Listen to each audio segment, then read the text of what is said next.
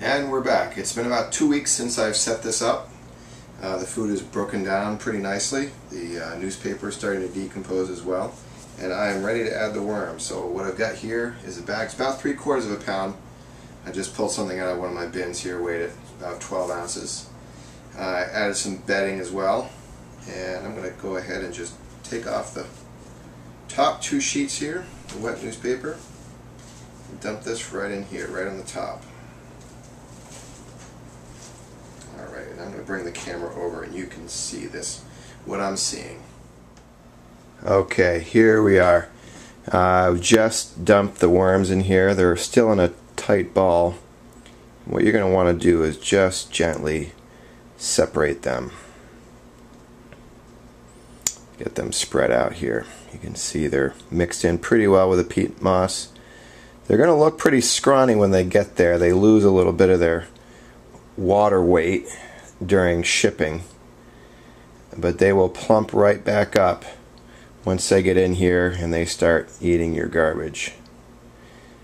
Now, what I usually recommend is people keep a light on their bin for the first 24 hours to prevent crawling.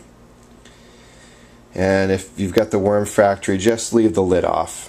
You can put your newspaper back on top, which I'm going to do in a second. And the reason why I recommend doing that is because this is a new environment for these worms. They just came out of a bed this morning that was filled with one of their favorite feedstocks, which is horse manure.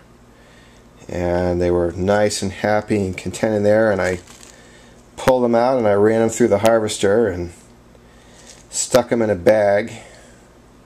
And now I've just dumped them in a brand new home, so they might try to flee.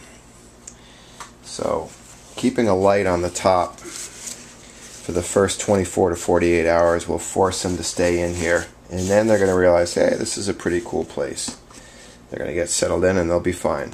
So that's the end of this series on setting up your Worm Factory 360, and I will do an update in a couple weeks for those of you who are interested to see how they're doing. Thanks very much for watching.